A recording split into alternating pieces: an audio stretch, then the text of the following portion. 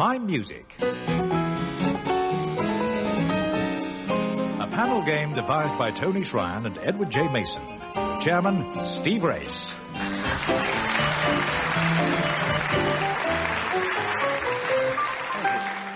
Thank you. As they say in the theatre programmes, the cast in order of appearance. John Amos, Frank Muir, Ian Wallace and Denis Norden.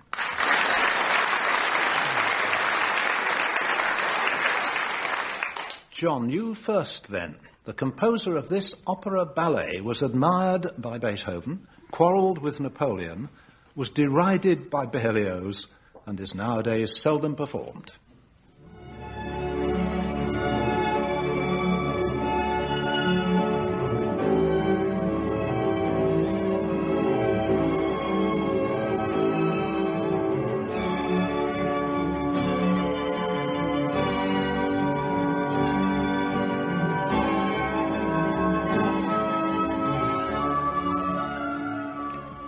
The Hanover Band in part of the overture to Who's Anacreon? John. Oh, it's Cherubini. Cherubini wrote. I knew. And I came across a nice story. I was looking in a book called 1902, Musician's Wit. And it tells a story about Cherubini, that he was travelling along the boulevard one day. He lived in Paris. And it started to rain. And a man who recognized him, who was a fan of Cherubini's, drew up in his one-man carriage and said, "Maître, please take my carriage, otherwise you'll get wet." And so Cherubini said, "Thank you," and he got into the carriage. The man said, "Well, I'm going the other way, but as it's beginning to rain, would you lend me your umbrella, Maître?" He said, "No, I never lend my umbrella to anybody." And in this book, as Punch, always can't leave the punchline alone, it goes on saying, "Whatever you think of his courtesy, there are no two opinions about his prudence." A good moral tale, yeah. There's musicians for you. Frank, rather more up-to-date than Cherubini. This was the young Vera Lynn with Ambrose and his band, singing about Cinderella.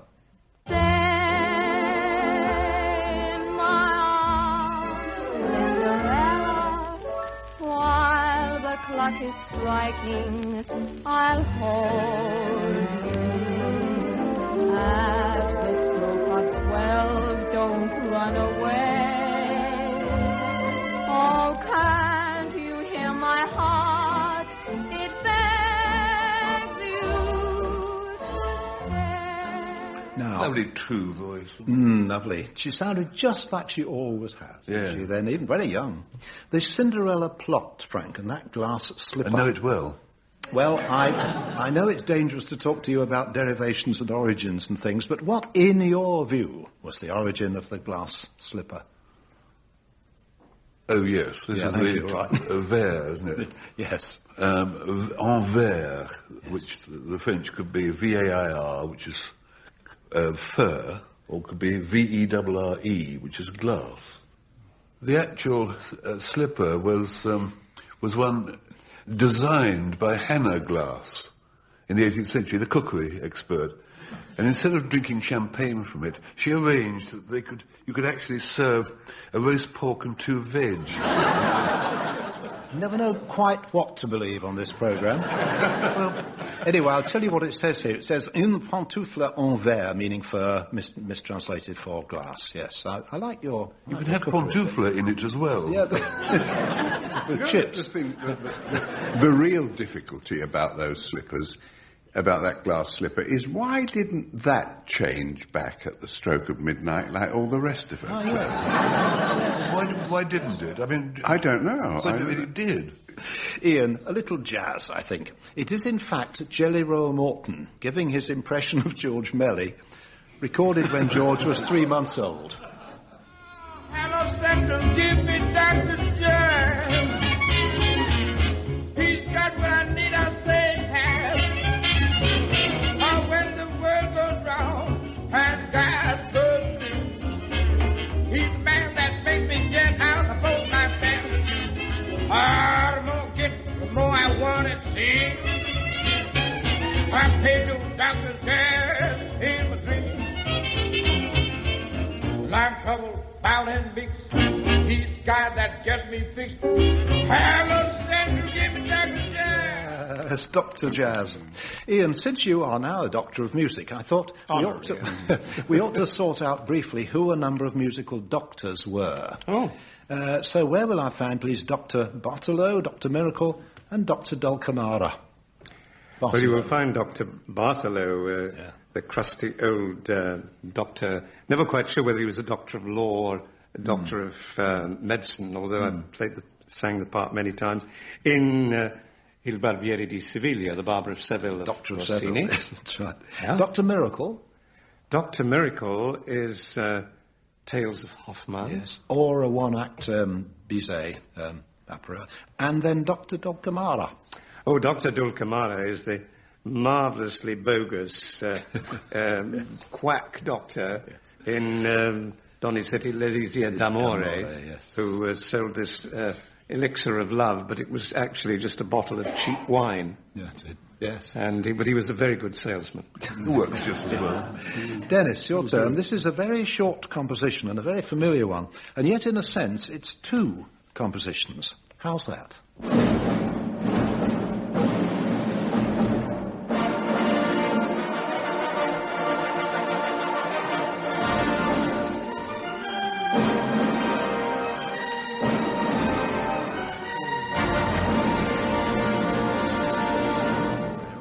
It's 20th Century Fox theme. What are they going to call themselves, do you think? Yes, interesting question. What was the other? Well, bit? Alfred Newman wrote it, and then there was this extra string bit on the end. Do you know what that was for? What was? Oh, well, I think you lose half a mark here. It was Alfred Newman's fanfare for 20th Century Fox films, but they subsequently added that other music as the CinemaScope extension. It's wide music. Yeah. There was a great American screenwriter, one of the greats, called Natalie Johnson. And of course, when CinemaScope came in, everybody was all agog about it. And a reporter said to him, "Are you going to write your films any differently now that CinemaScope is in?" He said, "Yes, I shall put the paper in the typewriter sideways."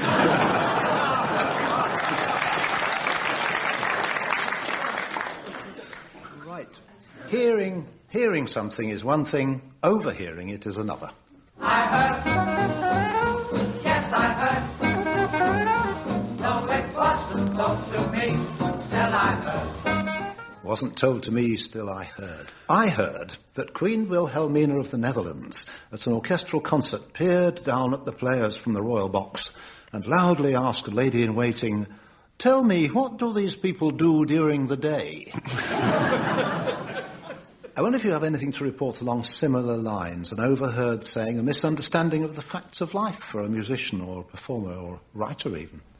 I went to a performance of Mahler's Sixth Symphony, conducted by the Klaus Tenstedt London Philharmonic Orchestra, and the chairman of the trustees, admittedly is a property developer, not a musician, said to Tenstedt at dinner, "Do you really need all those instruments?"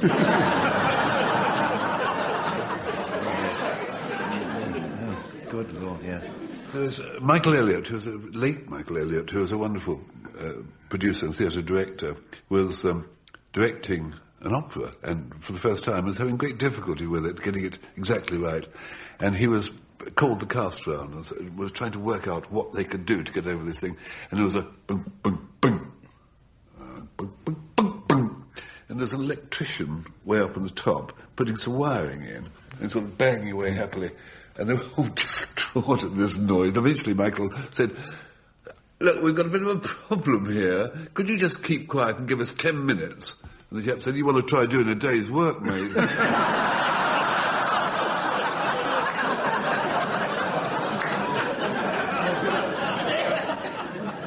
You get the idea now.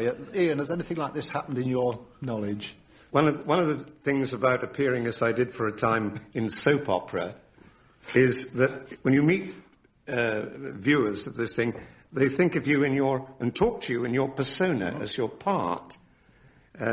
Once at Gatwick Airport, an old lady came up to me and clasped me by the hand and said, "Tell me, is it you or Murdoch that gets Florence?" So I said, "Well, I'm afraid I'm not allowed to tell you." So she said, well, all I can say is, if it's Murdoch, she's got no taste. Take the high road, was that? Take the high road, yes. Yes. Well, the studio where we're doing this broadcast from used to be many, many decades ago one of two cinemas in London that showed French films, and we young Herberts used to go to see a bit of Smuts, you see. And the other one was the Academy, and there was a French film on there with the most blindingly daring moment at that time that I'd ever seen. And it's a cliche now, but it's the scene where you see the boy and the girl on the sofa, and they kiss, and then it went to black, and when it faded out, and there was a line of their clothing across the floor from the sofa to another door, which was obviously a bedroom, and we were absolutely aghast. And from behind me, one woman said to another, all over the floor for someone else to pick up.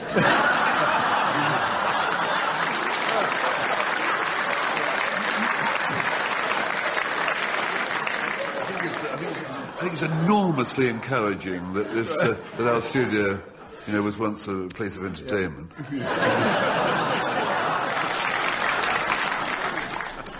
Well, now to the piano.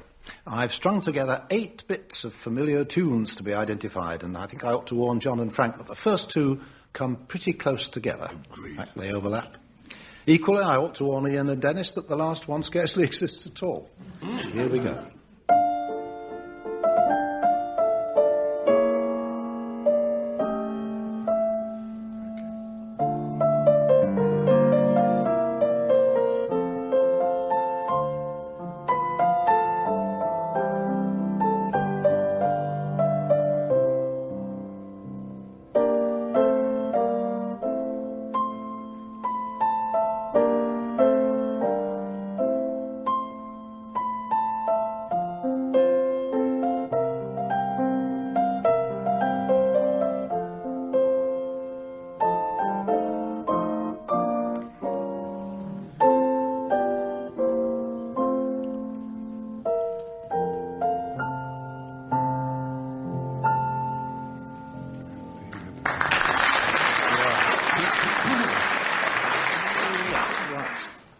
First one. Dee da da da da dee da dum ba da dee.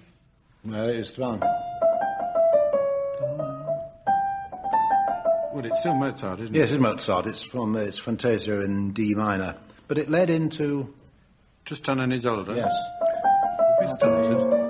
Yes, from Tristan. Yeah. The third one you got. Yeah. Fly me to the moon. Thank you. And let me something else among the stars. Right. And then Prize song from Meister Singer, yes. Then Ian, over to your side, I think.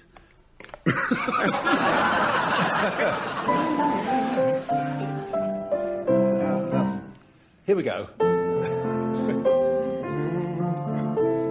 I've got a complete mental block on this. Yes. Does anybody know? Pardon? Intermezzo. Yeah, from, thank you, Cavalleria Rusticana by Mascagni. Too late. Did not get it, no. And then... Unfinished. Yes, Schubert. it was unfinished by Schubert, yes. Da-dee-dee-da-dee. Love's Old Sweet Song. Yes. And Just the a last- song at twilight. Last one. Usually in this...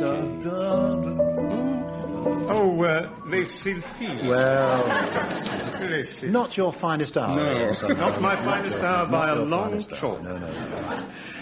Let's hear a bit more music on records. John, a rather nasty accident takes place as we join Charles Dutoit and the Montreal Symphony Orchestra.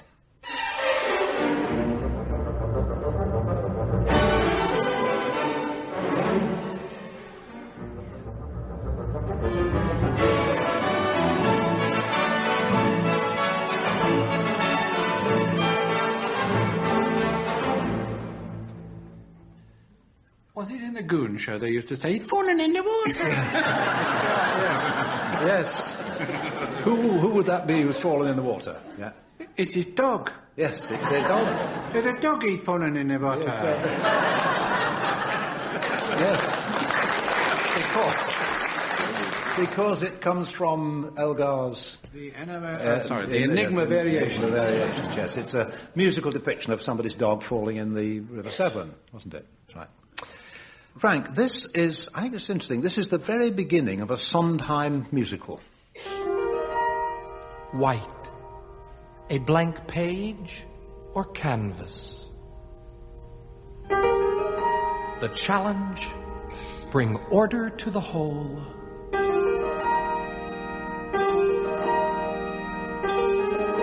Through design, composition, tension,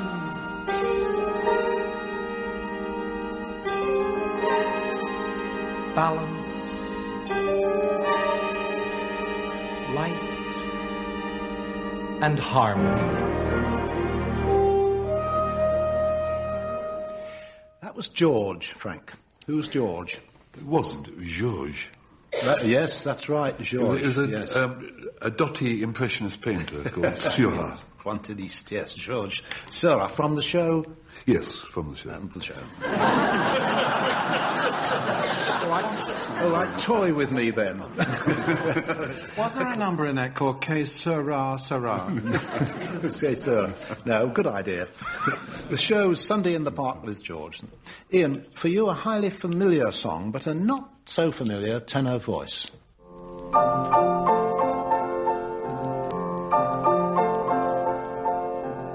I think that I shall never see a poem lovely as the tree. I have a kind of a feeling Yes. that it's either Mario Lanza or me. Yes, it was you. I have apologised for playing one of your 33 1/3 records at 45. That's why it was in that funny key, of course. I used to, in years gone by, no longer, but I used to actually do that sometimes if a party wasn't going very well, with certain recordings work very well. Thank you, yeah. The lyric of that song, Trees, you know, that line... the tree whose hungry mouth is pressed against to the earth's warm, loving, sweet flowing breast. Flowing, is That's it? Yes. pretty strong stuff, isn't It was, in those days, it must have been What very did you strong. expect? Written by a man called Joyce. Oh, well, I mean to say. Yeah. Dennis, this is Helen Merrill singing a French song, but I'm banking on the fact that you'll remember the English words. Vous m'éblouissez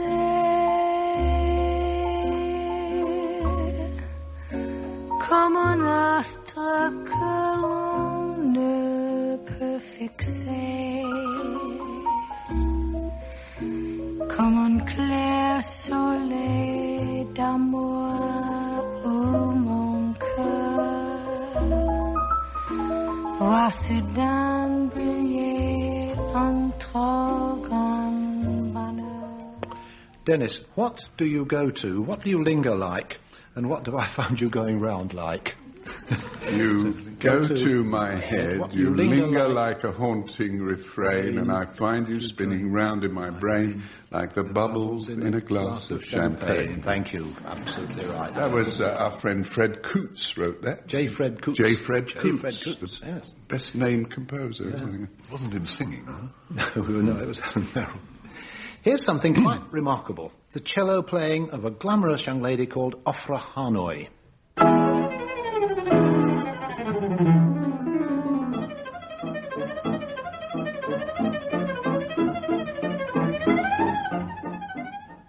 Sounds almost too high for a cello, but a cello it is. Tuned, as all cellos are, to the notes C, G, D and A.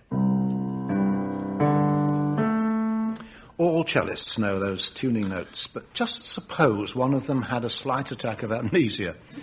Can we suggest a mnemonic for him or for her? A sequence of 4 words that will always be a reminder of those notes C, G, D, A. C, G, D, A. Who's going to be first? Anybody got one? Catgut droning away. Very appropriate, actually. Conductor, guns down, alto. Any other... Chalybeate gargling diminishes acne. The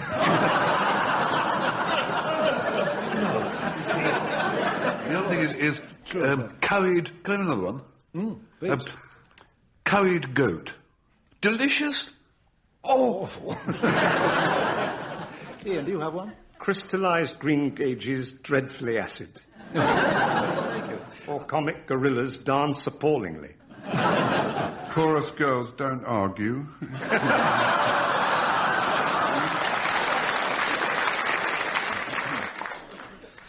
Little tribute to Vivian Ellis. Our closing section in the show today. Frank sings I'm on a Seesaw. I'm on a seesaw. You throw me up and you throw me down. I don't know whether I'm here or there. I don't know what those dreams that we saw. You built them up and you knocked them down. I don't know whether you even curved.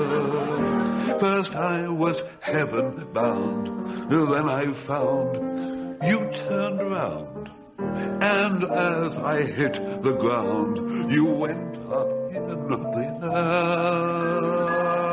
I'm on a seesaw. You throw me up, you throw me down, and altogether you don't play fair.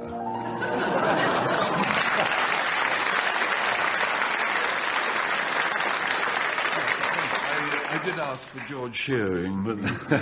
A song with a rather odd number of bars in it, as we discovered. Remember the Hayley Mills film, Whistle Down the Wind? The theme music was composed by Malcolm Arnold, and John recalls it now.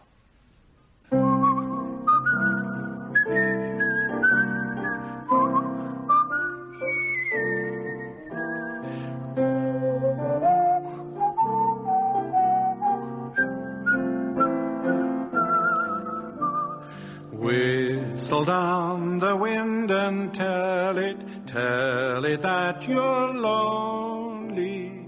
Just be sure it knows you're lonely for no one but me.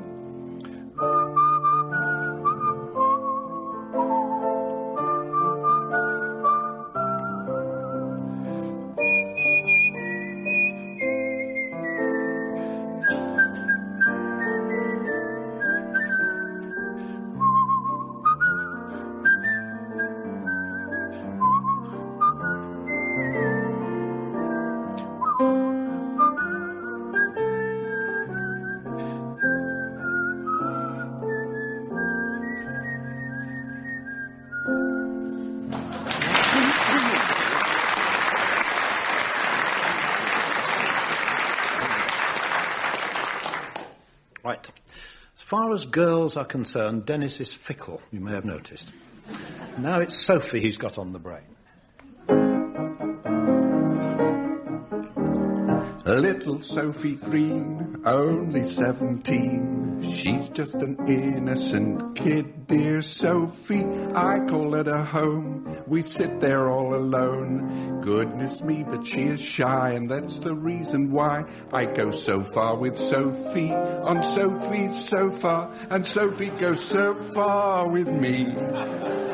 Every time I look into her eyes, I'm done. She's got those kind of eyes, oh mother, save your son. Oh, I know that she trusts me just like a brother. She likes my company.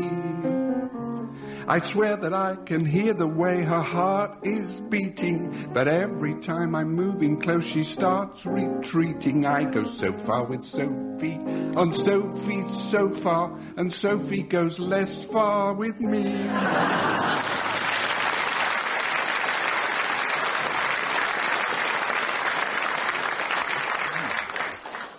Denis with love on the brain, as usual. For Ian, love is a very light thing.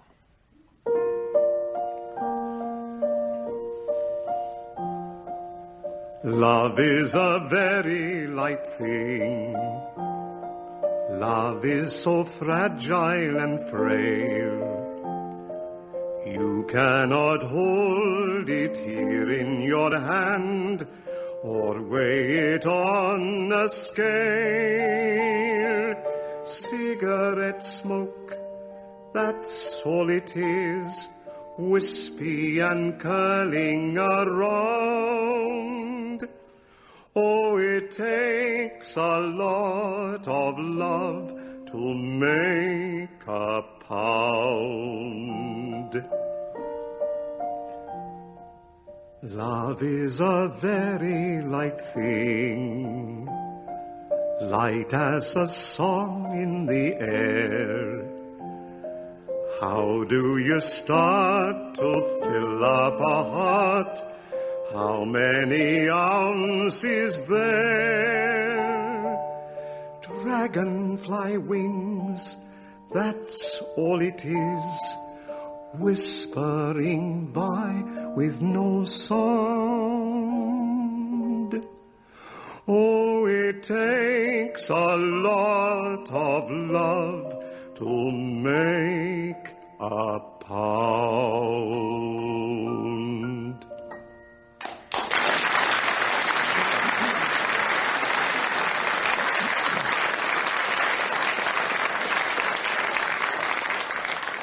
And that's all, except to tell you about this week's victory. There isn't one. It's a draw.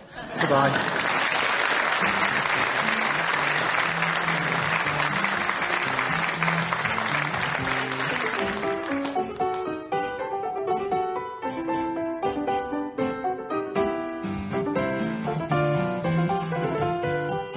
Taking part in My Music were John Amos, Frank Muir, Ian Wallace and Denis Norden.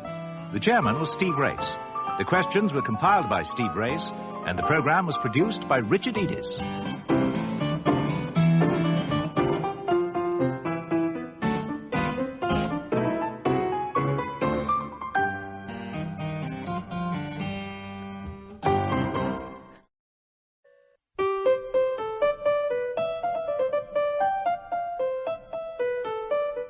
My Music. A panel game devised by Tony Shryan and Edward J. Mason. Chairman, Steve Race.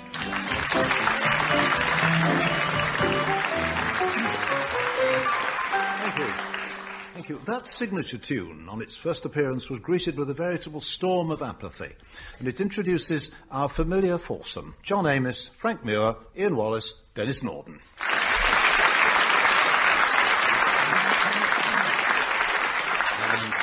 And here is a very familiar singing voice to start us off.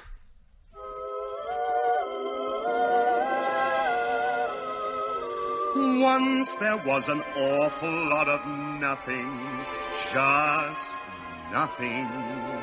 No sun, no moon, no stars, no earth, no nothing, no nothing. Yes, that's friend Ian at the start of a song by Paddy Roberts. But John, who in posher musical terms set to music the creation, also the flood, and for good measure the end of the world? Different composers, of course. Who set the creation to music? Well, there's Darius Milhaud. Yes. Or there's Joe Haydn. Yeah, they'll do. How about the flood? The flood, well, there's Stravinsky, and there is Benjamin Britten. Noyes Flood, that's right. And the end of the world. Who set that to music? The end of the world. La fin du temps. La fin du temps. Ah, Olivier Messiaen. Yes, a little quartet, that's right. The song that Ian was singing on that record was called The Architect. Dear old Paddy Roberts. Nice man. Frank, for you yes, I've got a fine body of men for you. Here they are.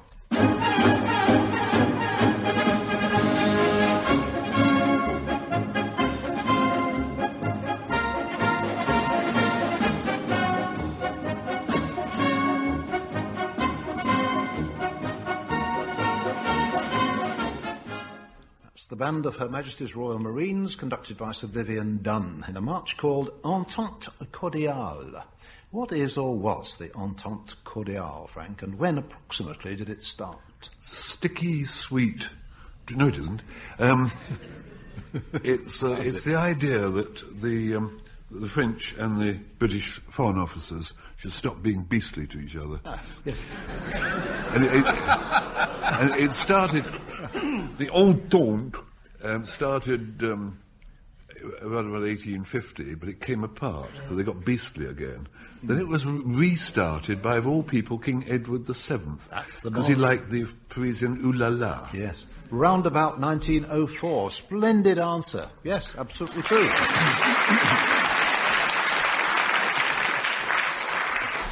Frank, your friend Sir Peter Ustinov said once the Entente Cordiale is founded on a long history of mutual jealousy and mistrust. Absolutely. That's about right, yes. Hold on, Pete.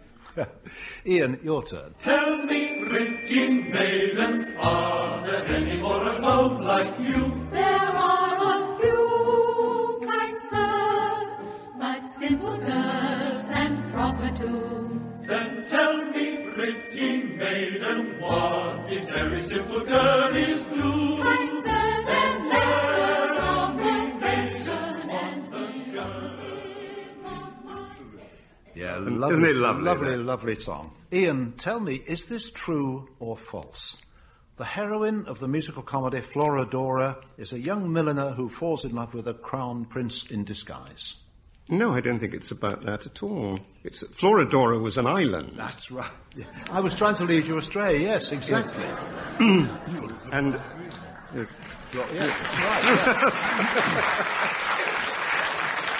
Florodora, after which a perfume was named, is in the show An Island in the Philippines. Yes, You're quite right. Not a girl at all. Right. Dennis, these were the Dorseys in their young days.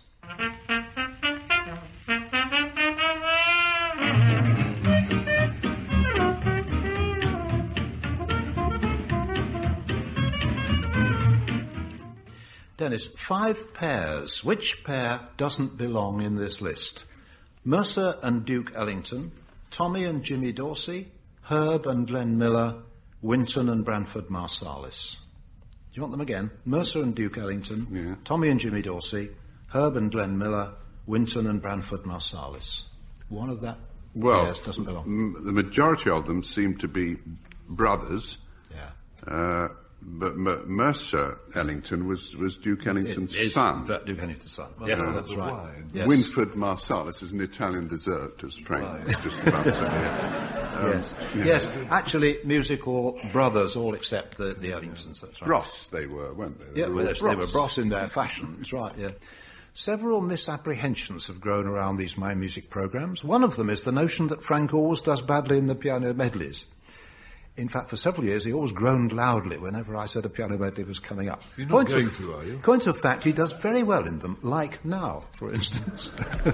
No.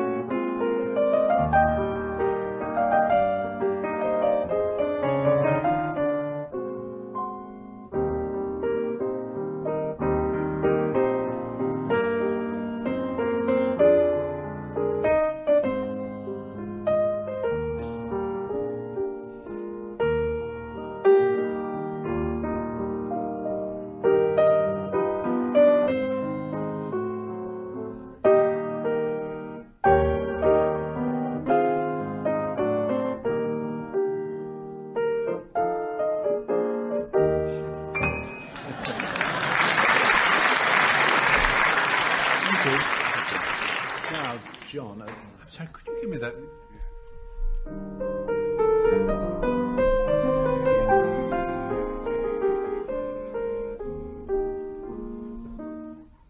It's Chopin? No. Weber? Later. I have to tell you, it's Schumann from Carnival. It's Eusebius from Carnival. So you didn't get that. Then came Frank. Chloe?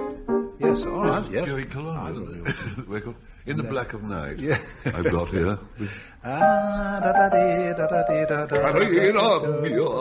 Or someone. What? Giannina Mia. Gianni, I said that. One more from you. Sweet somebody or other, is it? Molly Malone. You know this one? Sweet Molly Malone. No, she's... Or was something like pretty that. sweet. No, I can't give you that. Peggy O'Neill she was, actually. And then... Well, it's near enough.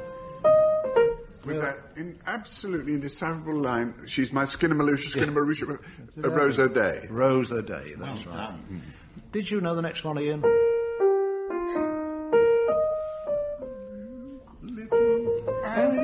Yes, yes. And then I played Drag me to the altar. Lead Me to the Altar. Yes.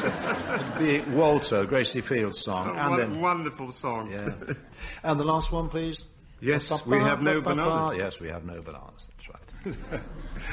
Here's a piece of musical information so obscure that I think the best thing to do is to ask each of you in turn what your explanation is. Though I think we really must leave John till last, just to be on the safe side, because he may well know the answer.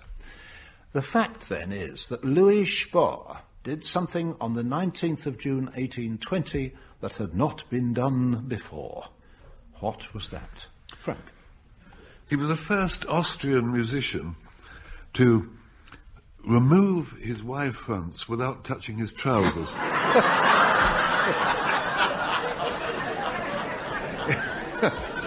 Yes. You're going to pretend that that's not true, aren't you? It's not in Grove, but it may well be true. It may well be true. It may well be true. Right. Attendez, what's his spell? That'll do for Frank. Ian, what did he do that had not been done before? This is the one Musical. It's something musical. It's up to you, isn't it? This is the one who comes into the Mikado song with Bach interwoven with Spohr and Beethoven. That's classical the chap, Monday yes. pops. Louis Spohr, yeah. Yes.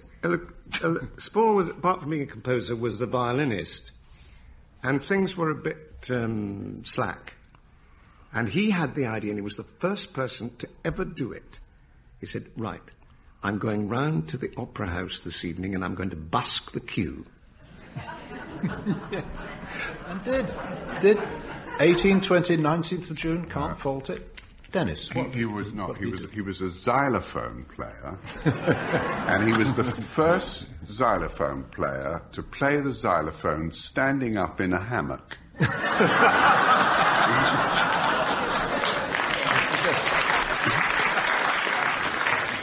With his wide fronts on his head. Yes. It's only one of many things you can't do standing up in a hammock. Finally to John. Actually, I got this information from an article by John. I don't know if he can remember it now, but what did Louis Spohr do in 1820 that's not been done before? The first person to conduct an orchestra with a baton. Baton, that's right. I mean, what's his name? Lully. People had done it with rolls of paper and sticks and things, but he was the first person to use a baton. Yes. I used to do it with the knitting needle when they used to play dance music on the radio. Anyway, that's Louis Spohr. Used the baton to conduct at a Philharmonic Society concert, actually, in London, where it all happened. Would you like to listen to some really superb piano playing? Did you say anything, Frank? What are you giving us? Well, I'm giving you a bit of a record, actually. We leave the identity of the pianist open for the moment and just ask John, tell us please the title of the piece that he or she is playing.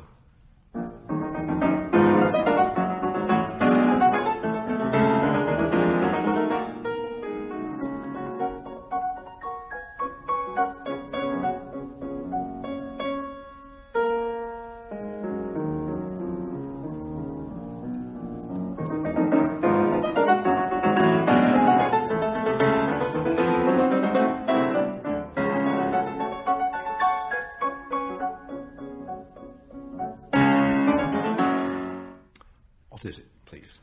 I think it's from the Funeral March Sonata of Chopin. Number, do you have a number for it? I think it's the second sonata. Second, it's the piano B-flat minor, Opus 35. That's right, the second piano sonata. I was wondering, what on earth is Steve going to ask me? Well, I will tell you, because that's the scherzo from that sonata. Frank, odd sort of word, scherzo. What does it mean? Where's it from? And, actually, how do you spell it? Well, Den and I used to have a little joke about this in radio. There's a short scherzo, which is a sort of frothy little piece. Oh, yeah, sure. Yes, come to think of it, yes. Which is about right, is what it means, really, isn't it? Yes, frothy little piece. Yes, of course. That's why I said it. Yeah, literally. Well, you're not always so logical. S-C-H-E-R-Z-O. Roughly, give or take a syllable. Literally Italian, meaning a joke, a jolly piece or movement. Ian, the pianist we heard just now, was born in Kiev. He gave, this was in 1922, 15 concerts for which he was paid merely in food and clothing. Chicken, was it? Only 11 years later, he married Toscanini's daughter. He had a brother who was a throat specialist in London. Any idea of his name? Not the brother's name, I take it. Well, same name, same surname, yes. Horowitz. Yes, Vladimir Horowitz. I saw Nathan Milstein, the famous violinist, and he told me that he was once with Horowitz. They were very good pals. And they were in Switzerland, and it was the time of the Nazis were doing horrible things, and they were listening intently to the radio. And they suddenly heard a voice saying that they were now going to play some music in memory of the pianist Vladimir Horowitz, who just recently died. And Horowitz said, "But I am not dead." But what wonderful publicity. True showman, yes. Anyway, Vladimir Horowitz. Denis, another musical Horowitz, who happens to be a friend of mine, so don't knock him, composed this catchy waltz.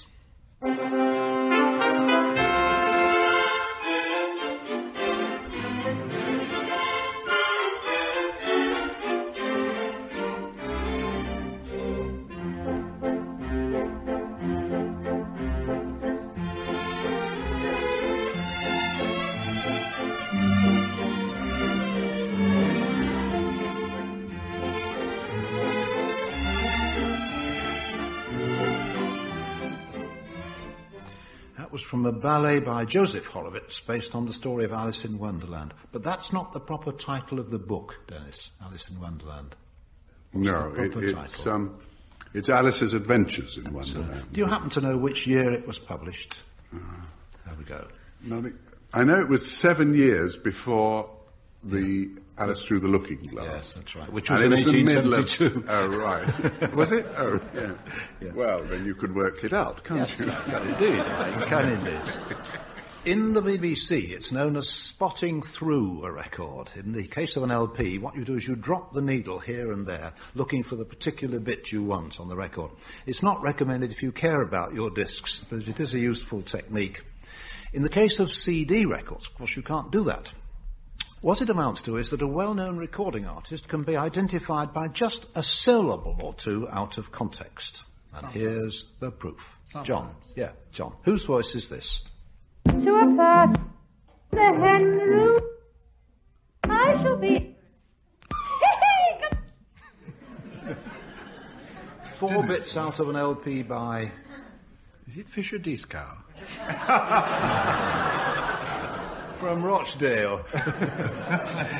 No. The inimitable. Yes, of course, the inimitable Gracie Field. Dame Gracie Field, yes. Frank, who is this reduced to the odd split second? What name appears on the label of this LP? Cause a tree still where's insect? Are you here tonight? It's the Ink Spots. Yeah, it is the Ink Spots, that's right. Ian, a solo singer for you.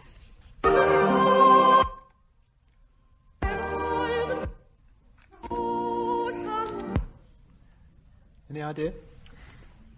It sounds as if it's a boy soprano. Yes. Well, I would take a bit and say it's Aled Jones. Yes, Aled Jones. Denis, again, a solo singer. I've a purple tongue. Bernie says we sign. It's a bit too minimalist for me, I think. When Bernie says sign, we sign. That bit of that line was. No, My attorney Bernie, don't you? No. The third one was just piano, which is... is it Blossom Dearie? Blossom Dearie, yes, Blossom Dearie, yes. I think you didn't quite get that, not quite. That is her real name, isn't it? Blossom Dearie, Blossom yes. Dearie. She was Mrs. Jasper for a while, but she's actually Blossom Dearie. It's her name, yeah. I've noticed something. My engagement diary quite often seems to contain the initials R-A-H. There may be some obvious explanation for this, but perhaps you can come up with an unobvious explanation. R-A-H. Yes. Well, I haven't. I know. You do. You sure you want me to? Yeah, I'm afraid I do. You want? It's Rachel Alice Harbottle. And I'm not a tittle-tattler, as you know. And her presence in your diary is a matter between you and your conscience. I'll say no more.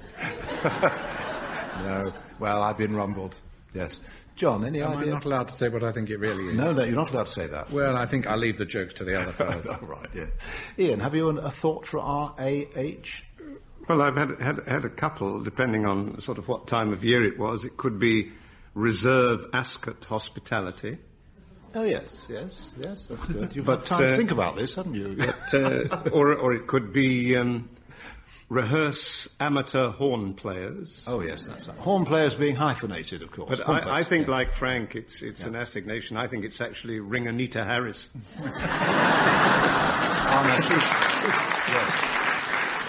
She's there's the cat among the pigeons. Yes, she's much prettier than Miss Harbottle, I can tell you.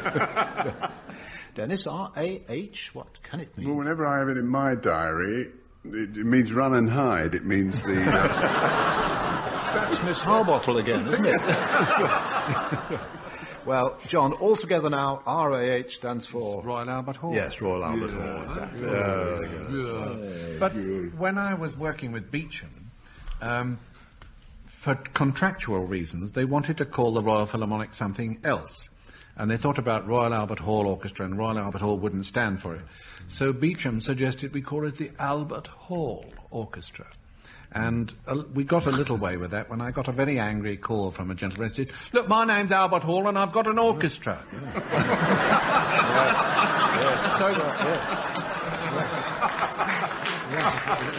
Clear off. Yeah.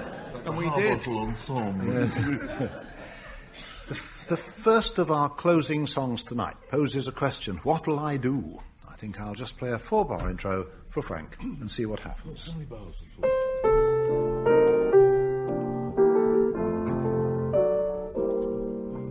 What'll I do when you are far away and I am blue? What'll I do? What'll I do when I am wondering who is kissing you? What'll I do?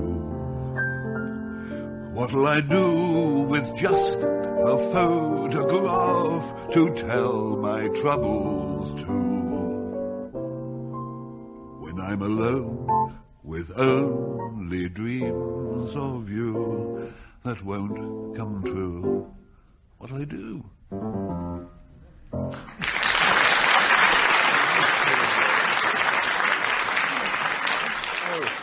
Oh, you tease. It's John's turn to whistle again. This time, an operatic aria. Caro no me, no less.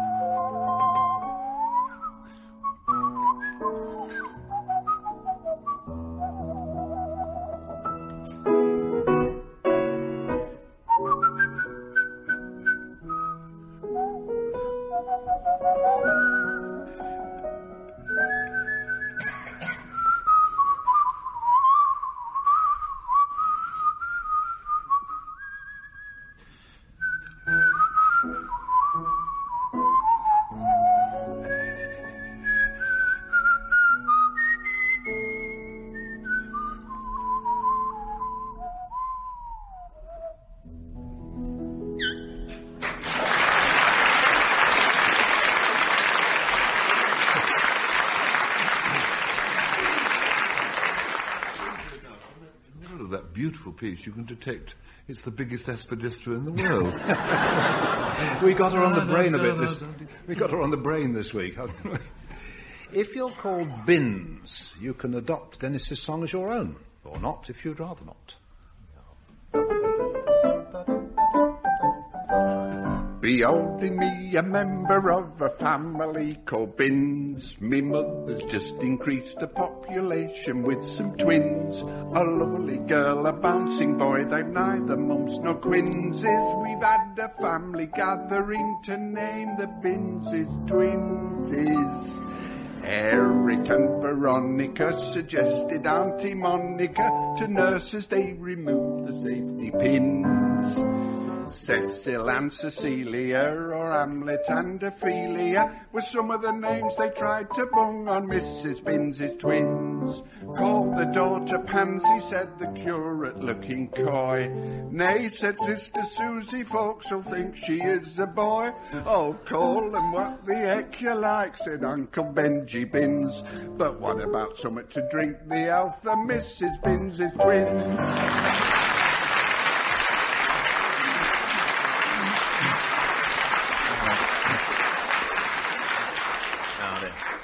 There's an old-fashioned style of piano playing that just occasionally I indulge in private, of course, you understand. Anyway, when Ian said he'd like to sing Ray Noble's The Very Thought of You, the very thought of it was enough to make me remember the same composer's Love is the Sweetest Thing.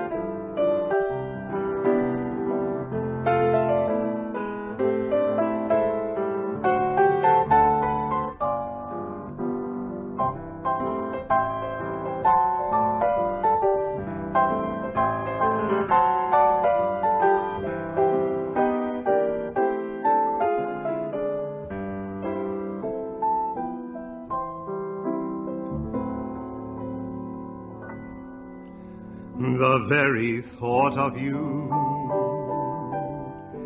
and I forget to do the little ordinary things that everyone ought to do. I'm living in a kind of daydream. I'm happy as a king, and foolish though it may seem, to me that's everything. The mere idea of you, the longing here for you. You'll never know how slow the moments go till I'm near to you. I see your face in every flower, your eyes in stars above. It's just the thought of you, the very thought of you, my love.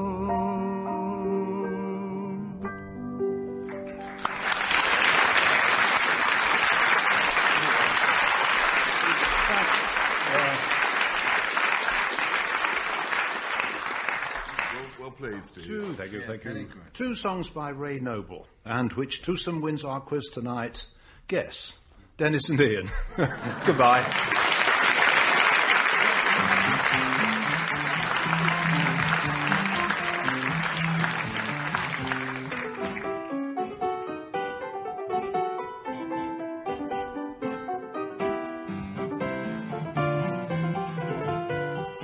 Taking part in My Music with John Amos, Frank Muir, Ian Wallace and Denis Norden. The chairman was Steve Race. The questions were compiled by Steve Race, and the programme was produced by Richard Edis.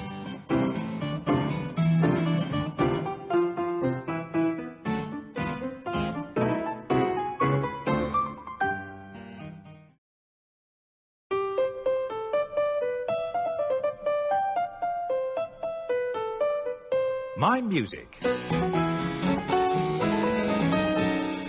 A panel game devised by Tony Shrine and Edward J. Mason. Chairman, Steve Race.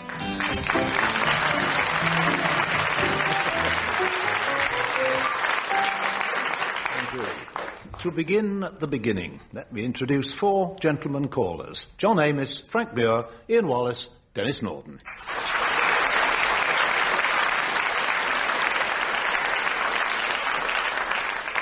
John, you first. You'll recognise the Schubert fish. As to the pianist we hear, his teacher, Leschetizky, told him, rather mystifyingly I think, you will never be a pianist, you are a musician.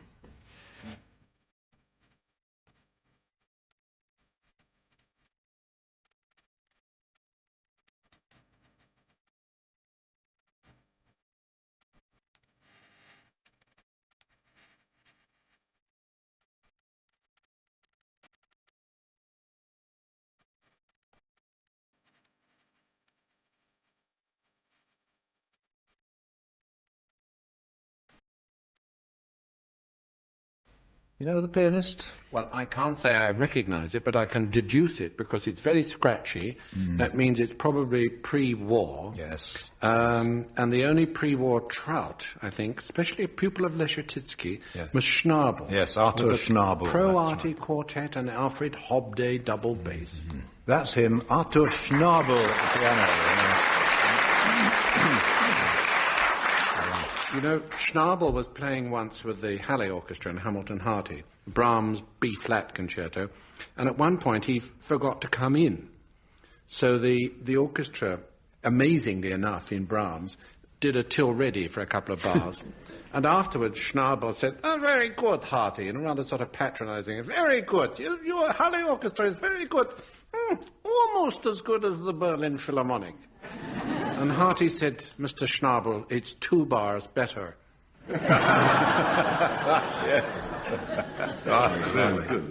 Yes. Frank Muir, let me try you on a true or false question.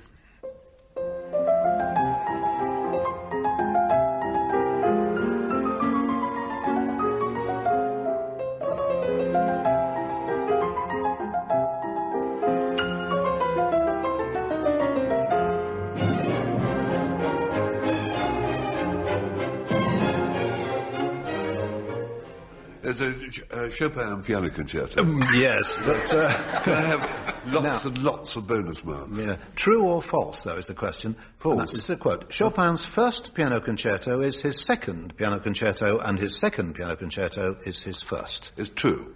For very good reason, that if it was false, you wouldn't have posed it as a question. Right. Absolutely so. A concerto in E minor is really the second he composed, but was published first. The operative years being 1829, 1830. Ian, over to you. This is one of the most terrific openings in all music.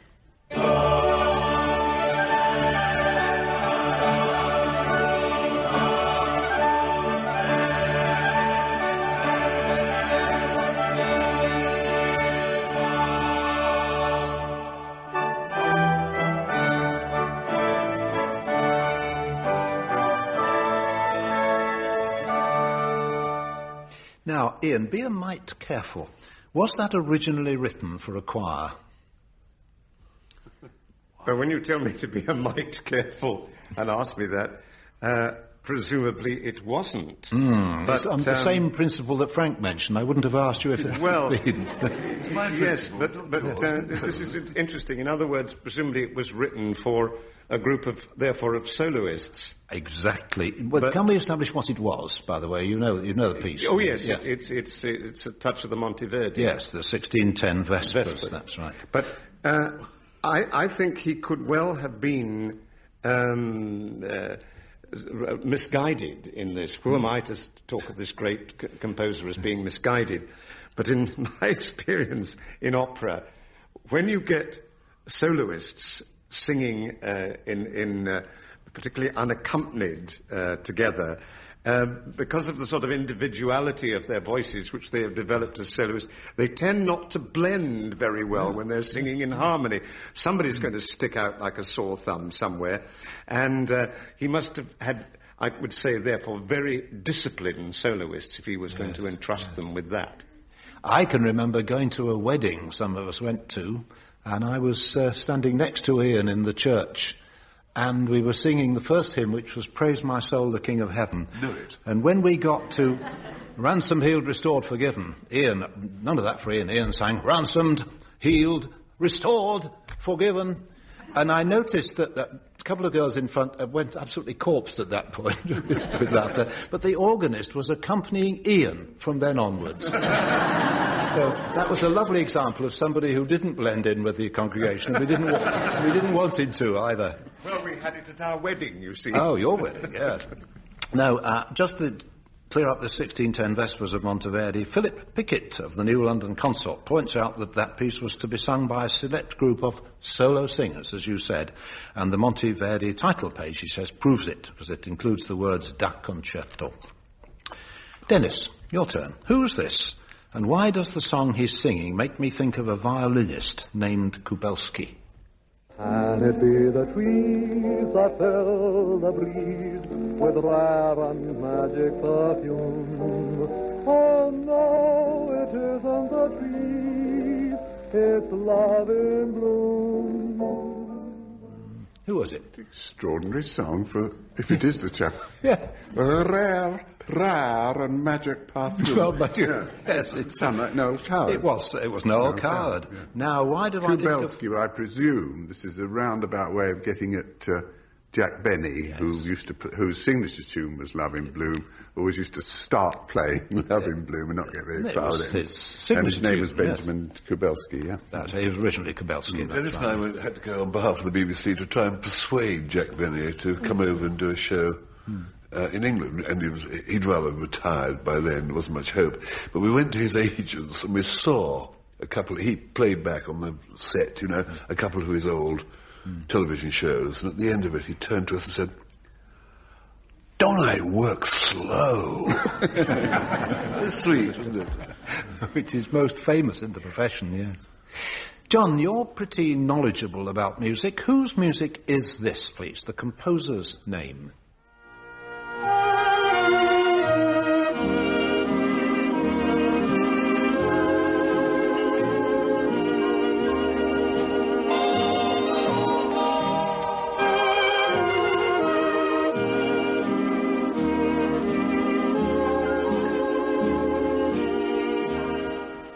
Composer, John? Well, once upon a time it was Tchaikovsky. Yes, that's right. Who's got at it? Guy Lombardo? Well, no, if you look on the sheet music, it's down to Manny Curtis, Al Hoffman and Jerry Livingston. They're the ones who wrote that. Frank, a few more bars and then tell us, please, who the band leader was.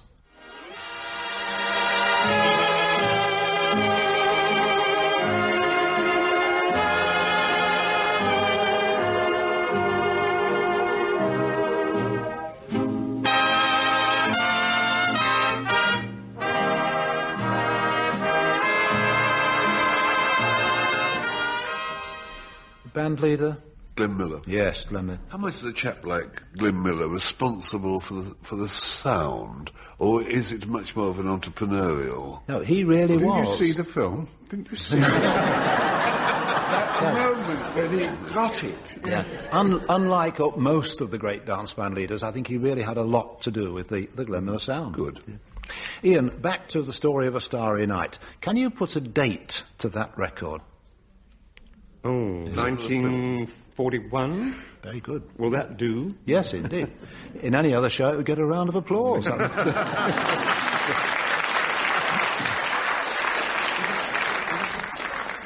Denis, that Glenn Miller record featured a singer whose brother was the singer with another famous American dance band. This is the story of a starry night. The faded glory of a new delight. Now, can you remember their names, Denis? Yes, that was Ray Eberle, yeah, which is spelled E-B-E-R-L-E. Yeah. And his brother, who sang with Jimmy Dorsey, in one of the most transparent and pathetic efforts to avoid charge of nepotism, changed the spelling of his name, Bob Eberly, to Bob Eberly. Yes, that's in right. case so that people wouldn't know. But nevertheless, I think they made records which were... he used to sing, do you remember, with Helen O'Connell? Yeah. And they used to duet, but not simultaneously. They used to do one after the other. The only thing is that Green I Eye. remembered him as being a much better singer than that. He wasn't awfully good, Well, was yes, he? I'm not sure about that. Well, there you are. Bob Eberly and Ray Eberly it was. That's right. Bob Eberly didn't he They were. do Amapola? Yes. And, Oh, and yes. Tangerine. Great songs. They Oh, did, yes, yeah. that's right. Some questions involving colours. John, it was you who introduced me to this slightly technical term, and I don't think it's easy to explain it briefly, but do have a go. What is a brown chord? Well, if an aria, an operatic aria, doesn't come to an end so that you can just take it out and use it, then you have to invent an ending for it. Yeah. A case in point is Nessun Dorma. Yeah. Of course. But as to why they call it a brown chord, but apparently you would hear Stanford Robinson or whoever it was say, right, let's have a, it doesn't come to an end, does it? It's not very good. We better have a brown chord. Let's have one in, D flat. Joe Brown invented it. That's right. Well, Yeah. I've worked like this is purely instrumental. It's a silly one, this, but I put a brown chord on the end of this little phrase.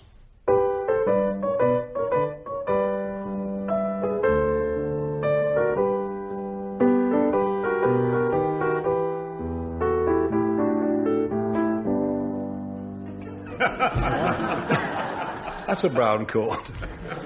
Yeah, I don't think that's right. No, well, it's my brown chord, that is. It's a sort of Prokofiev brown chord. Yes, sure. Frank, what is a... Beige. Yes, beige, right. What's a blue note, Frank? it's an old £5.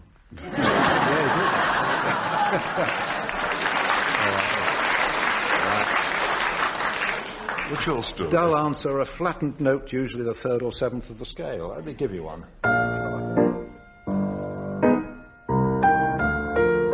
one. Good, yeah. Ian, what precise colour is this?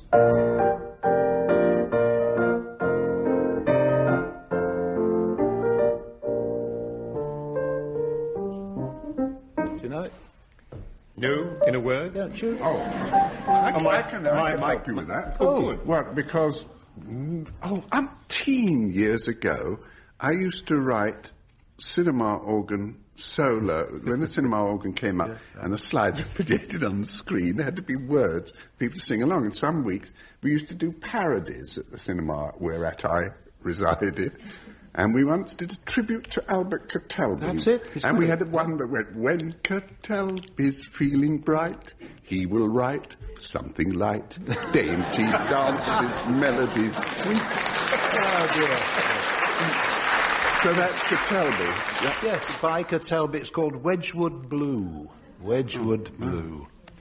Dennis, Hoagy Carmichael, the Stardust Man, wrote the words and music of a colour song. I wonder if you remember it.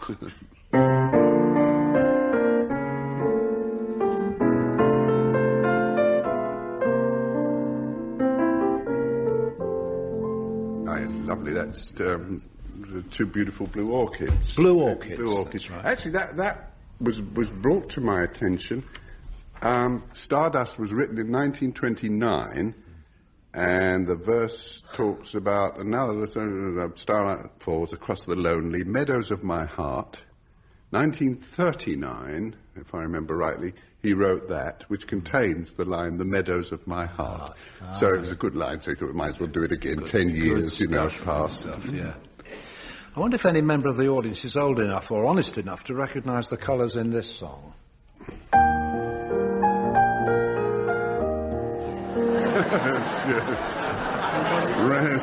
Recognise them, they're wearing them. Silver threads among the gold, right. Readers of the Times newspaper not long ago were surprised and perhaps even alarmed to read a news item about a Japanese lingerie firm which had made a musical bra. The clasp at the back has a memory chip and there's a tiny loudspeaker under the armpit. In honour of Mozart, it plays a few seconds of Mozart's music, and the bra is also studded with tiny flashing lights. I'm sure you'd think less of me if I didn't ask you to make a suggestion as to what particular tune, not necessarily Mozart, a musical brassiere ought to play. Could get awfully rude, couldn't it? It could. That's the I hope idea. not. Yeah. Well, then in that case, I'll suggest that anything by a composer, famous German composer called Max Reger, or any of his descendants. Janet, for example. Oh, yes, one of those. Yes, that's right, yeah. Frank, any ideas? I got got to get a sleeping, walking, eating, talking, living bar. Oh, yeah. Ian. I can only think of a previous occasion, and I did give an answer on a previous occasion to a quite different question, but it seems to be apposite to this one, and that would be, the hills are alive with the sound of music.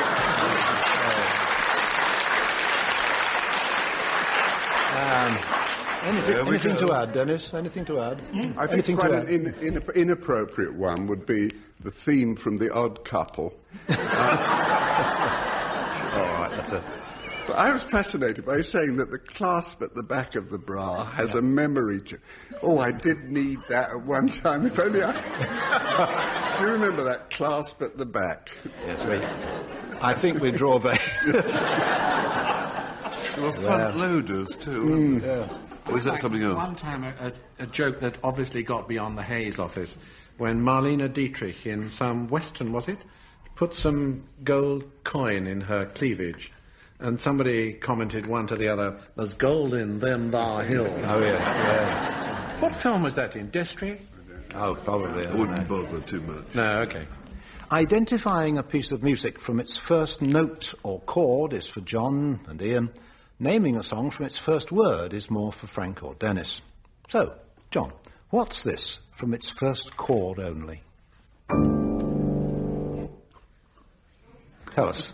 I put down a guess. Oh, what was the guess? The guess was Claire de Lune, but the composer's right, isn't it? Yeah, it is, that's right. It's the composer the Americans always call Debussy. Debussy, that's right. And the name of the piece? It's an englutted cathedral.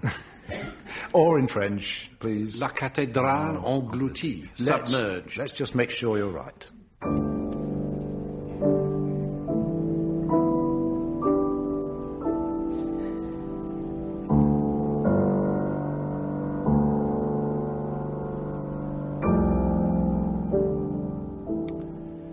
Yes.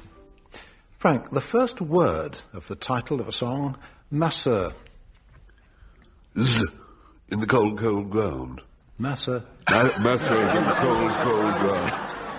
There isn't the one that really starts Masseur. Masseurs in the cold, cold ground. I will buy that, yeah. Ian, many is the time you sat in your dressing room and heard the orchestra announce the start of a certain opera with this chord. Oh, yes, I feel nervous now, even hearing the chord. Yes, it's the Barber of Seville. Yes, let's just check on that.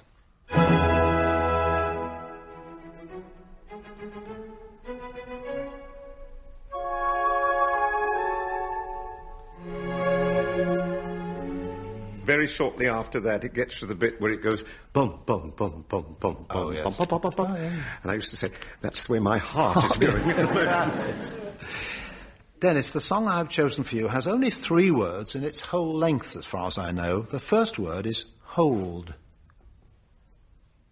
Hold tight, hold tight, hold tight, hold tight. Friliac is not a word, is it? No. It's got more words than that. Hold that tiger? Yeah. Hold that tiger. Hold that tiger. That's the one I had in mind. Hold that tiger. Tiger rag, in fact, yeah. I wonder if anyone in the audience can call out the title of a song that begins with the word picture. Me? Yes, but it's called T for Two. Yeah, you'll come by me. Arthur Esky used to sing a song that started, "Picture if you can a winkle." Right. It's a habit of ours to end with 4 bits of songs, and for the first of them, Frank revives, "You're getting to be a habit with me." Go on then. Every kiss, every hug seems to act just like a drug. You're getting to be a habit with me. Let me stay in your arms. I'm addicted to your charms. You're getting to be a habit with me. I used to think that love was something that I could take or leave alone. But now I couldn't do without my supply. I want you for my own. No, I can't wake away. I must have you every day, as regularly as coffee or tea. You've got me in your clutches and I can't get free. You're getting to be a habit with me. Can't break it. You're getting to be a habit with me.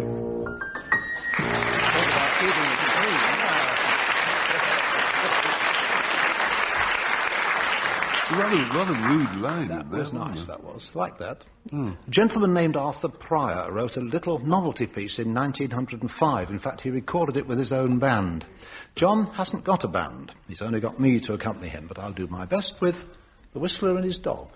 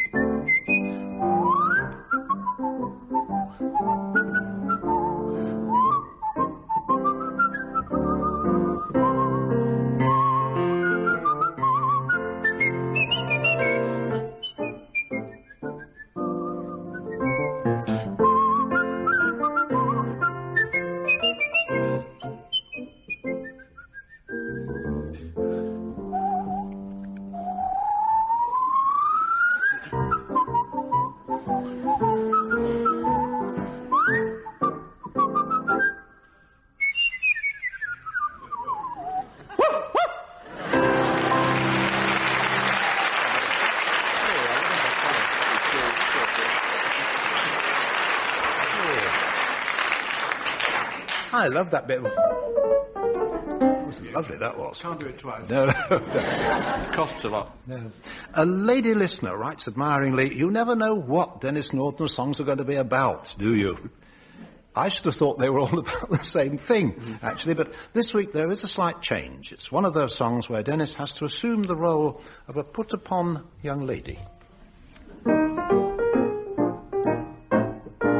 At 6 o'clock one Sunday night I just met Percy Brown. At 7 o'clock, you see, he was making love to me. At 8 o'clock he took me home to meet his ma and pa, because he said his ma and pa were so particular. As I stood in their best room wondering what they'd think of me, I heard somebody giggling, then in marched the family. And Percy's mother fixed me with a look, what an awful look, read me like a book. And Percy's father walked round me, and the dog on the mat began to bark, bow, wow, wow. All the kids came peeping through the parlour door, then they all began to roar. Oh, Jerusalem, come and see what Percy's picked up in the park.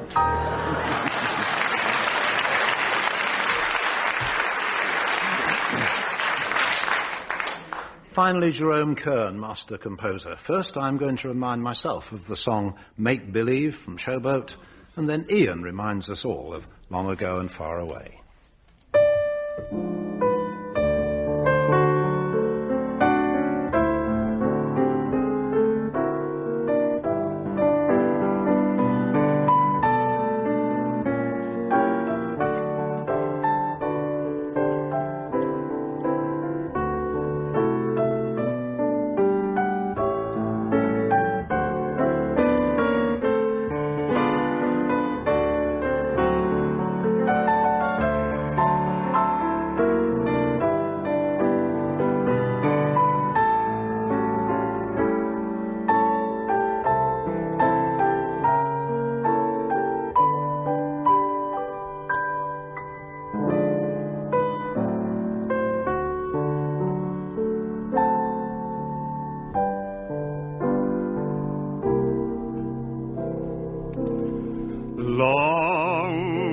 ago and far away, I dreamed a dream one day, and now that dream is here beside me. Long the skies were overcast, but now the clouds have passed. You're here at last. Chills run up and down my spine. Aladdin's lamp is mine. The dream I dreamed was not denied me. Just one look, and then I knew that all I longed for long ago was you.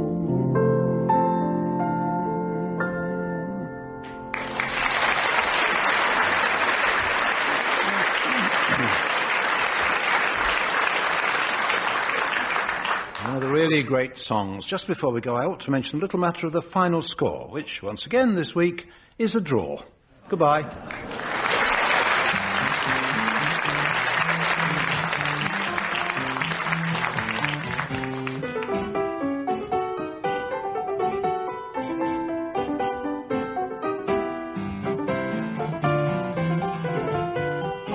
Taking part in My Music were John Amos, Frank Muir, Ian Wallace and Denis Norden. The chairman was Steve Race. The questions were compiled by Steve Race, and the programme was produced by Richard Edis.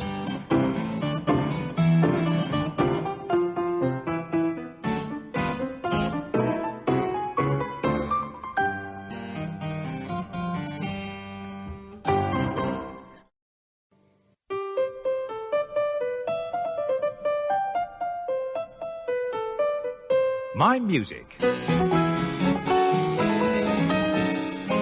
panel game devised by Tony Shryan and Edward J. Mason. Chairman, Steve Race.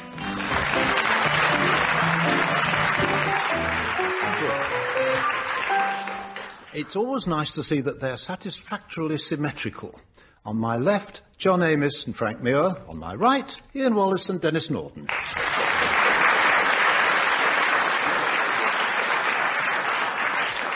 Introductions over, we'll go on with the questions. John, every now and then some operatic lady decides to go, won't call it slumming, call it Broadwaying. Some of them meet with scant success, others manage it rather well. I suppose this lady was one of the latter. I married many men, a ton of them, and yet I was untrue to none of them, because I bumped off every one of them to keep my love alive. Who, John? Who's the singer? I don't know. I was thinking you might say Federica von Stade. Which is You were was, wondering. yes, who it was. Anyway, you dropped a mark. Doesn't do any harm. Frank, when classical pianists decide to knock off a drop of pop or jazz, they often don't fare any better than the posh singers do. Here's one of the new generation of all-round Japanese instrumentalists, playing his own arrangement of what?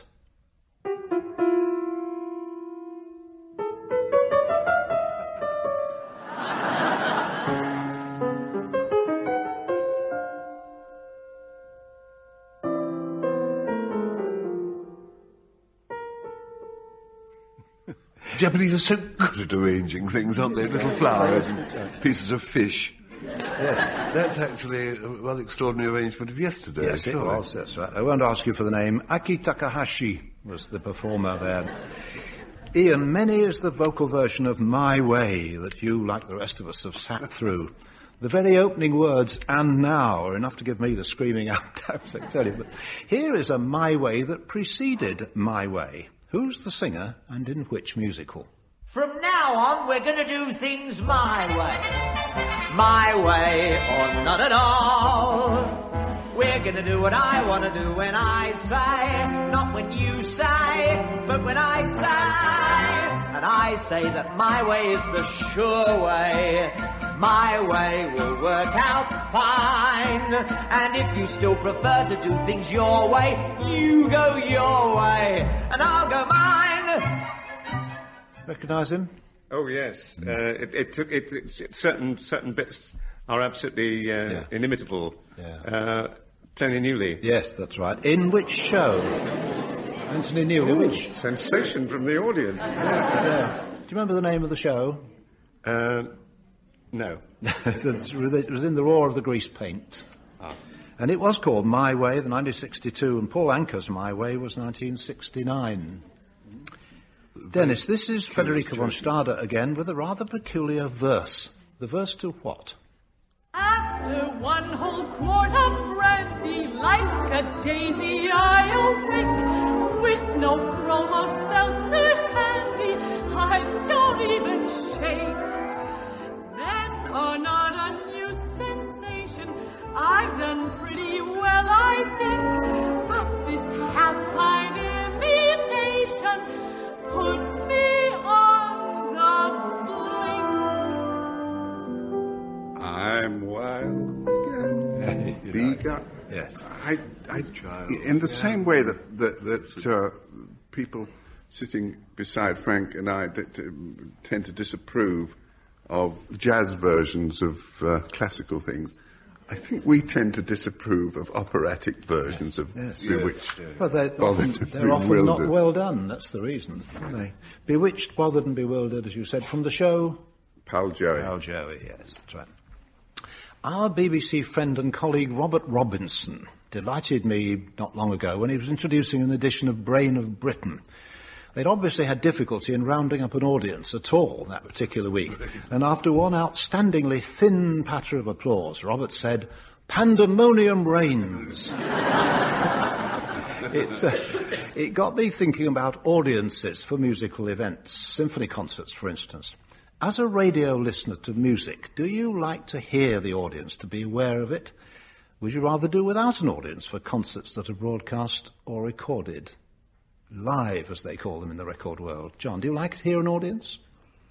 It doesn't bother me one way or the other. It bothers me if they cough and spit too much. In fact, I sometimes think, they talk about authentic performances of opera in particular. I think it'd be marvellous to have a really authentic 18th century audience. They'd be talking and coming in and eating ice creams and... Yeah. Nuts, actually. No, I don't. I think if the performance is enhanced by the fact that there is an audience there, and very often it is, then it's fine. Sometimes atmospherically it is, Frank, isn't it? Yes. But I was brought up on a record of Sibelius 7. And if I don't now hear at a concert somebody cough in bar 10, I'm a bit taken aback. And I was talking to Colin Davis the other day, and he said he was brought up on that. And he always looks around the orchestra when he's conducting it to see if somebody's going to cough. Yes. It's like, in my generation, and yours really, learning certain repertoire pieces from 78 records. You remember where the turnover is, don't you, in the long I get work? up sometimes. I can't listen to Delis's Brig Fair without knowing exactly where the turnover was in the Beecham record.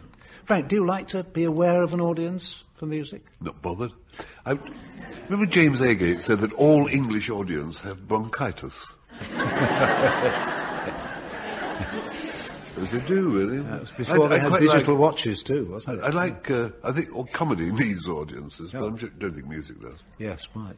Ian. Next man. I think on balance, I like to think there's an audience there. I think that if you've got a record that has been made in the studio and has gone for perfection, and there have been endless retakes to get things absolutely as good as they can possibly be, that is one thing, and you can buy that and listen to it and enjoy it.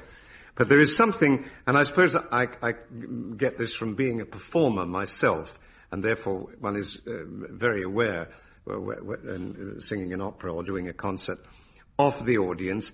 I think it brings something out of the performers that is difficult to reproduce in a recording studio, particularly when you have been in there for several hours and have done the same piece 2 or 3, 4, 5, 6 times.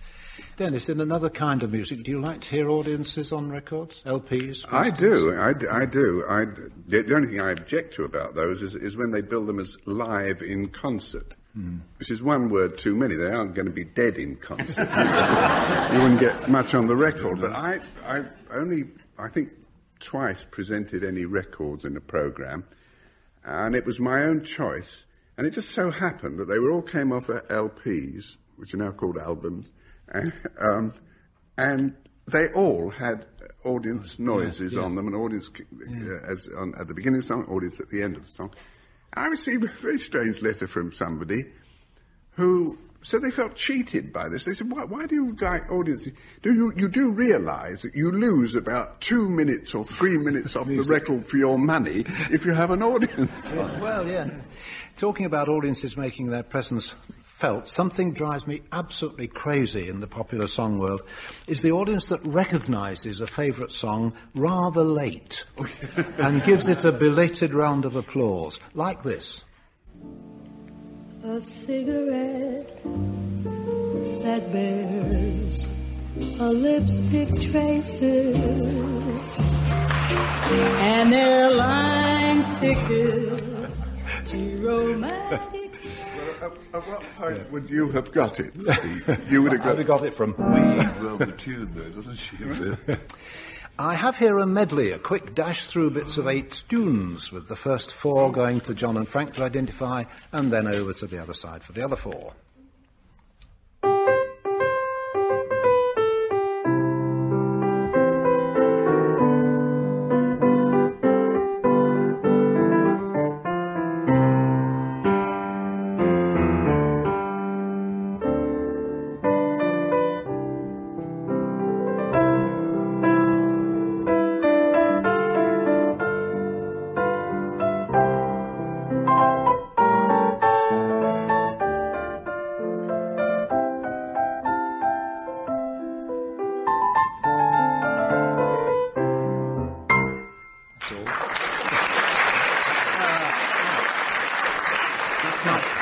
This side have number 2.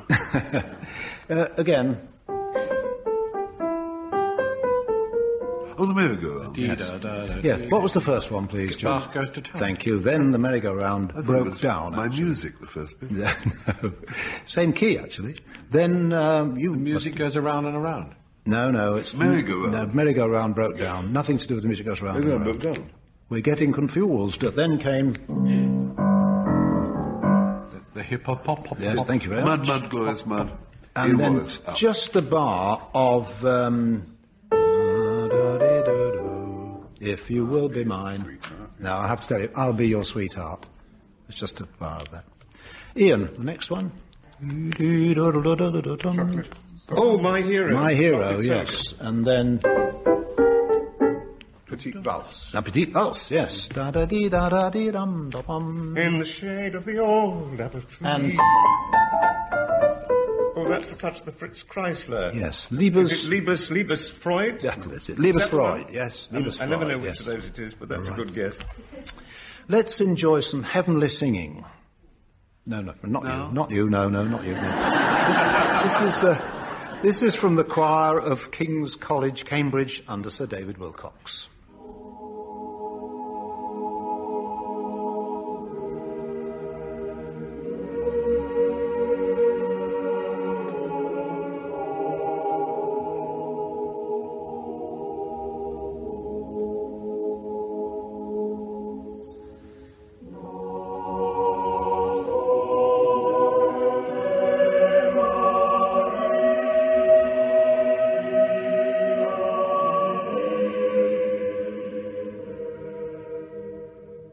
John, who composed that? I can tell you it was in an earlier programme. Frank accused him of making custard. Bird, yes. William Byrd. Derby there, of course. Yes, quite. Frank, forget all about questions for 30 seconds. Just sit back and marvel at this bit of choral writing.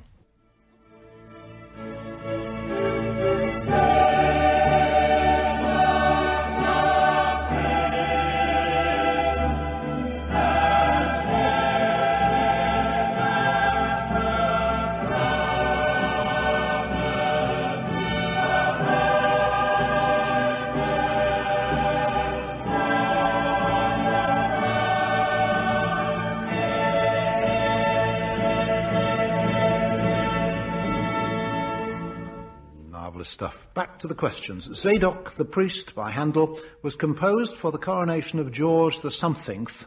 Which George and what year would that be? Very indirect.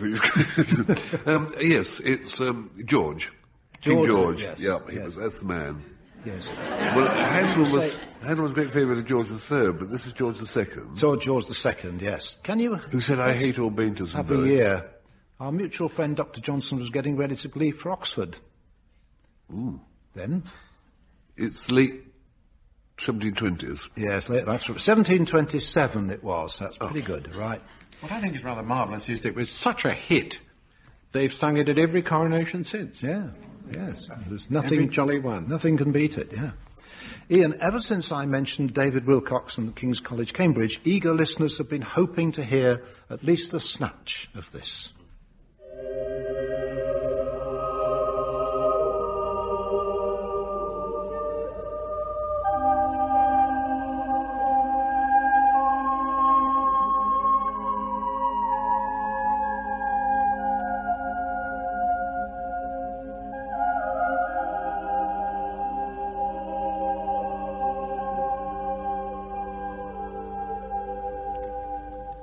What is it, Ian, please? It is the Miserere by Allegri. Allegri, yes. And do you remember the name of the small boy who sang the solo part in the original recording? In the original? Still in the business. Ian...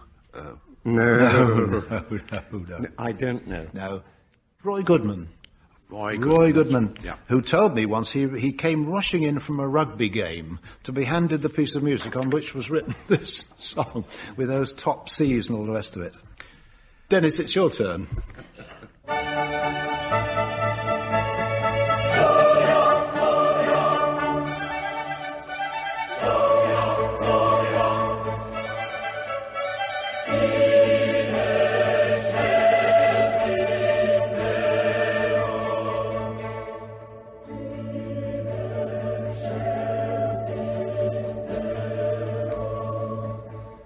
Dennis, you don't want a question about Vivaldi's Gloria, do you? Why do you make that assumption, Steve? Well, you invited Frank to sit back and marvel at something. Right. Well, why don't you ask me to sit back? Well, let us marvel at your inventiveness here. You see, the fact is that sitting in the audience, nothing to do with Vivaldi or Gloria at all, sitting in the audience tonight is a friend of mine who used to be an air hostess. Did you? And I've been wondering on those single-wing aircraft. Well, no, that's on the go, I think, you know. She's nodding, actually, but I wondered what you think might have been a suitable song for her. I don't. What I do think about songs in aircraft, I've always thought, you know that bit where the lady, your friend, stands up and tells everybody how to put on that life jacket thing, and everybody tries to pay attention. So I think they should have a piece of music that accompanies her speech, so that, because I think a musical background laid on that would somehow focus the attention, and it would also help people who don't speak that particular language as well. Sort of rap version. Yeah. Now you write, sir. Yes, you rap it round here. Absolutely. Yeah. Do you remember that charming song in Singing in the Rain when Gene Kelly sang to Debbie Reynolds on a deserted film set, "You Were Meant for Me"? I was struck by a couple of lines from that song. Nature peppered you, and when she was done, you were all the sweet things, all up in one. Nature fashioned you, and when she was done, you were all the sweet things rolled up in one. Fashioning the human body is something that's been done for us, and very efficiently too. But if you could refashion the human body in some way, your own body perhaps, I wonder what change... Oh yes, what a good idea. What change Would you make to do without being rude, isn't it? Well, of course. Do try. I think I'd like some gills. Gills? Yes. Sans serif. Tattoos? To be able to swim. Oh, better. Lovely, yes.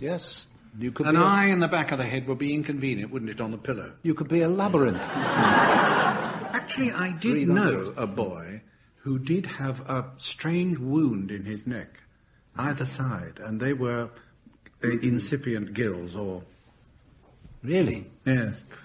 That stopped the show, didn't it? Frank, what would you like to change your own body or anybody else's? I'm reminded of Henry Ford, the world's greatest popular car designer, who disapproved of the human body because he said the ignition was too near the exhaust.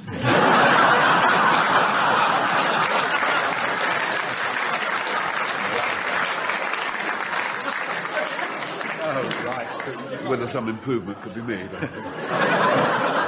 I leave it to the committee. Ian, your human body includes a voice, unlike some of us. So well, what would you change?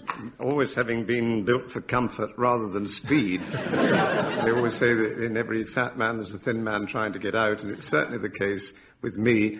But if there was anything, any modification, which I think is the point of the question, as a singer, it would be marvellous. Perhaps it could have been something that you could have just touched one of your teeth, just to put yourself into overdrive at certain moments, just to give you a little boost on the adrenaline, or a little extra wind in the lungs, just to be able to like that, just at certain moments.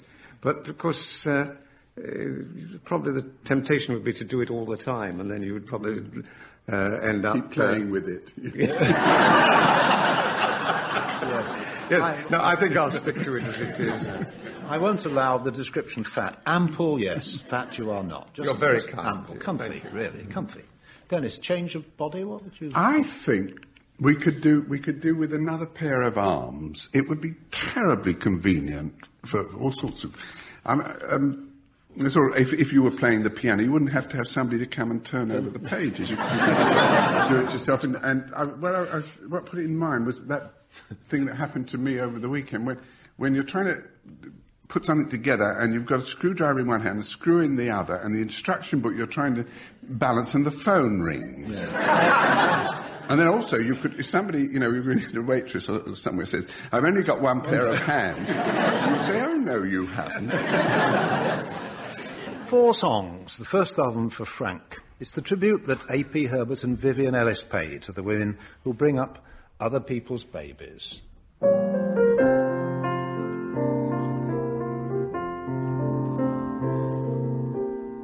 Other people's babies, that's my life, mother to dozens, and nobody's wife. Other people's babies, cots and prams, such little terrors, such little lambs. But then, of course, it isn't. Everyone can say they used to bath the Honourable Hay. Lady Lettuce, what was dropped into the pond. Our cook tells me she's a well-known blonde. Other people's babies, that's my life. Mother to dozens, and nobody's wife.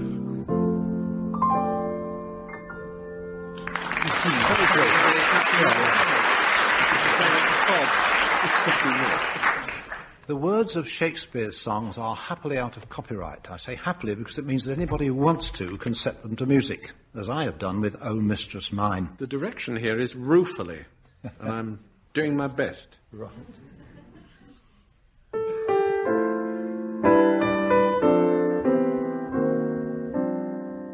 Oh, mistress mine, where are you roaming? Stay and hear your true love's coming, that can sing both high and low. Trip no further, pretty sweeting, journeys end in lovers' meeting. Every wise man's son doth know, every wise man's son doth know.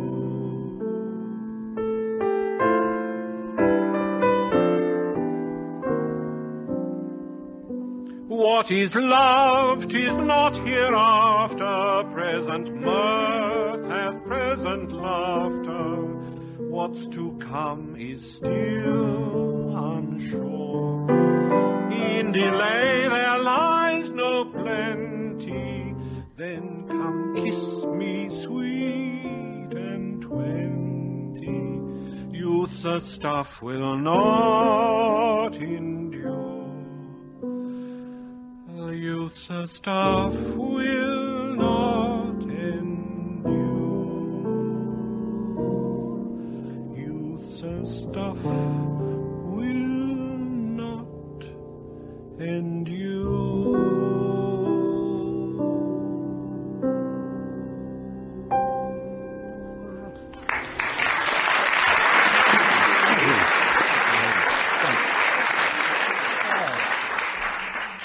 Thank you very much.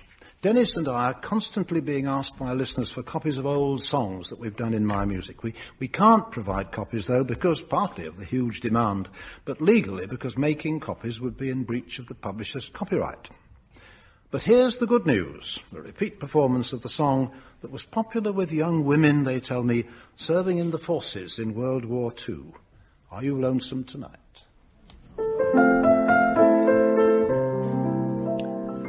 Are you lonesome tonight?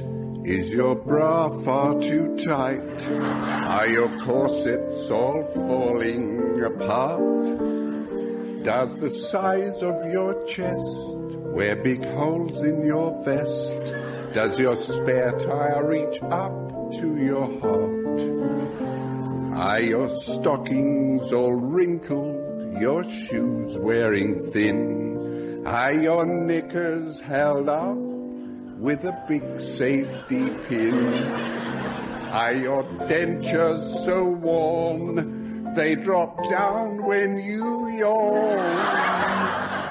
Then no wonder you're lonesome.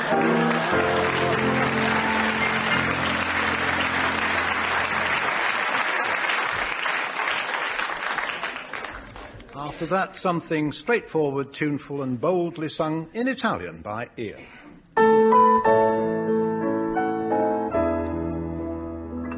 Oi Marie, quanto suono che perdo per te. Fammi dormire, abbracciato un poco per te. Oi Marie, quanto sono che perdo per te. Fammi dormire, oi Marie, oi Marie.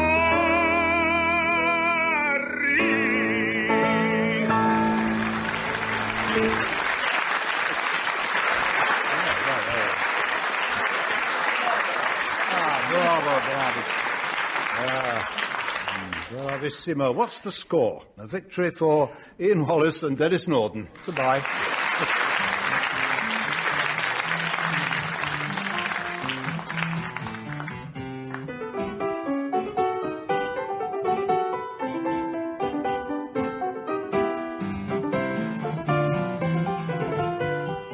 Taking part in My Music with John Amos, Frank Muir, Ian Wallace and Denis Norden. The chairman was Steve Race. The questions were compiled by Steve Race, and the program was produced by Richard Edis.